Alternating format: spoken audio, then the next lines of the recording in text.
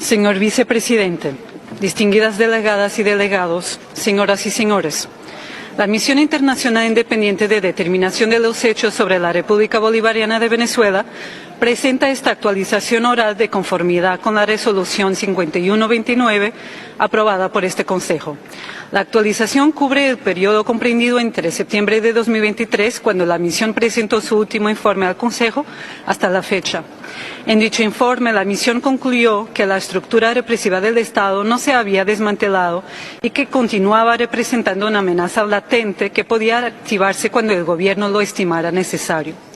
La misión reitera que la represión funciona a través de dos modalidades dependiendo del contexto. Una más violenta, que se activa para silenciar las voces de la oposición a cualquier precio, incluso mediante la comisión de delitos, y otra que crea un clima de temor, intimidación, que restringe el ejercicio libre de los derechos fundamentales.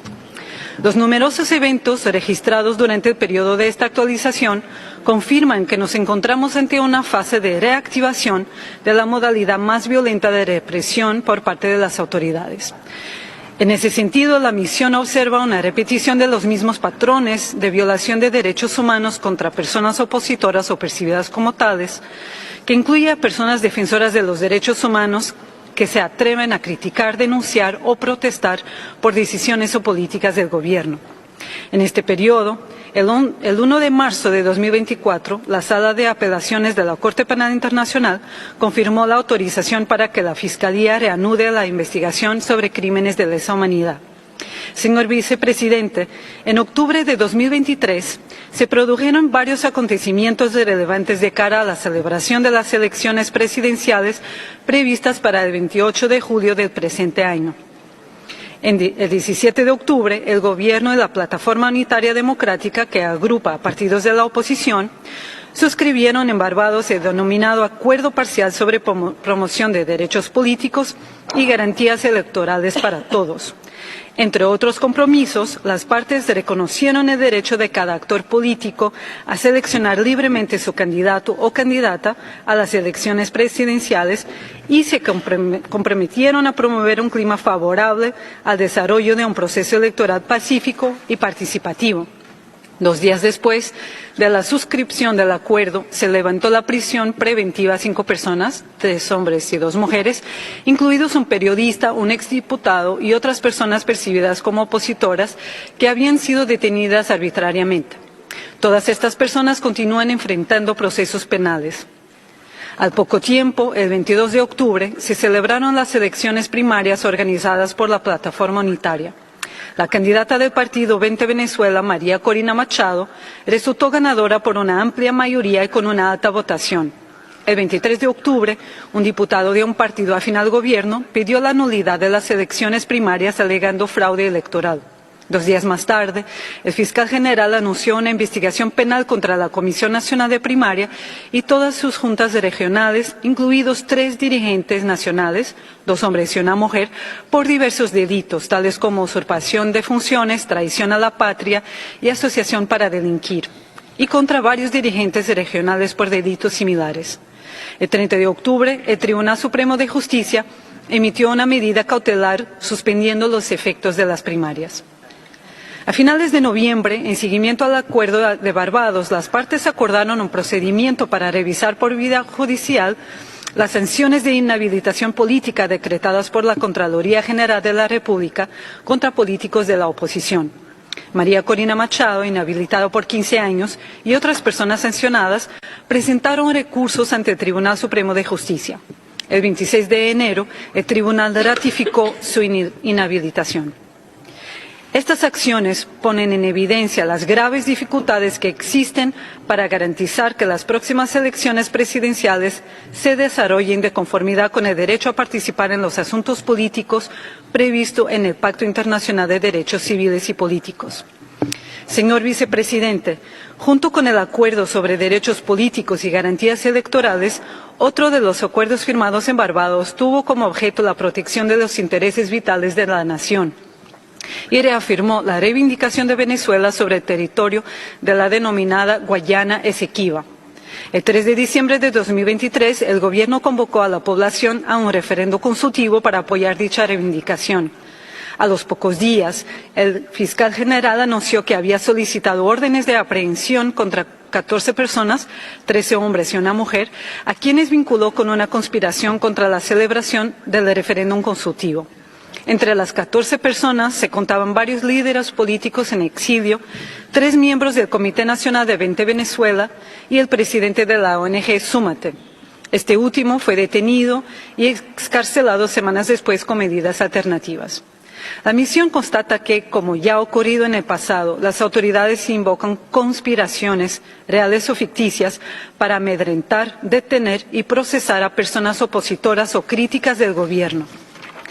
El 20 de diciembre de 2023, el gobierno de los Estados Unidos anunció un acuerdo con el gobierno venezolano por el cual 20 personas de nacionalidad venezolana, 19 hombres y una mujer, y 10 ciudadanos estadounidenses fueran excarcelados. Por su parte, Estados Unidos liberó a Alex Saab, quien enfrentaba un proceso penal en dicho país por lavado de activos y a quien el gobierno venezolano considera un agente diplomático. Mientras que los ciudadanos estadounidenses fueran trasladados a su país, las personas venezolanas fueron liberadas con medidas alternativas. Del total de 25 personas venezolanas que fueron excarceladas por la República Bolivariana de Venezuela entre octubre y diciembre de 2023, 16 fueron mencionadas tras las investigaciones de la misión en sus informes previos como víctimas de violaciones de sus derechos humanos. Señor vicepresidente, el año 2024 empezó con anuncios y acciones de parte de las autoridades venezolanas aún menos alentadoras para el respeto y ejercicio de los derechos humanos. El 15 de enero, en su mensaje anual a la nación, el presidente Maduro señaló que en 2023 se habían desactivado 4 conspiraciones para organizar golpes de Estado o para asesinarlo a él y a otras autoridades. En respuesta, el presidente pidió que se active la furia bolivariana. Tal y como indicó anteriormente la misión, la llamada furia bolivariana ya se tradujo en marzo de 2020 en una multitud de actos de hostigamiento y ataques contra personas de la oposición. Ahora parece repetirse el mismo patrón de represión violenta. También en enero, el fiscal general dio a conocer una conspiración que denominó Operación Brazalete Blanco, que según él tenía como objetivo asesinar al presidente Maduro y a otras autoridades.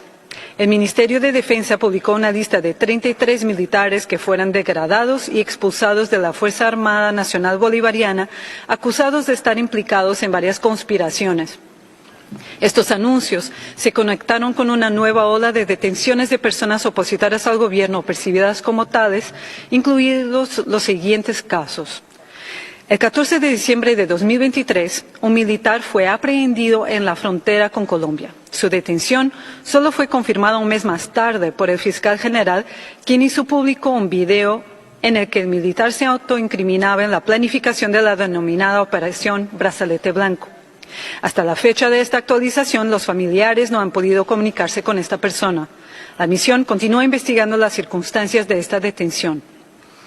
El 17 de enero de 2024, las fuerzas de seguridad allanaron la sede del Sindicato de Trabajadores de la Educación en el estado de Barinas y detuvieron sin orden judicial a un dirigente del sindicato y miembro del partido Vente Venezuela. El dirigente fue liberado en marzo con medidas alternativas. El 22 de enero, el fiscal general anunció que en el marco de la operación Brazalete Blanco se habían detenido a 8 personas y dictado órdenes de aprehensión contra otras 6 personas, todas ellas en el exilio. Entre estas últimas se encuentran la defensora de derechos humanos Tamara Sujú y la periodista Sebastiana Barais. El 23 de enero, 4 líderes de campaña de Vente Venezuela fueron detenidos sin orden judicial. Una de estas personas fue liberada al tercer día, mientras que las otras 3 permanecen aún detenidas. A pesar de que sus familiares y abogados solicitaron repetidamente información sobre su paradero, las mismas autoridades que los tenían detenidos desde el primer momento les negaron dicha información. Solo se tuvo información fehaciente sobre el paradero 27 días después de la detención y la audiencia de imputación se realizó tras 28 días. Hasta el momento se trata de la desaparición forzada de mayor duración investigada por la misión durante este periodo de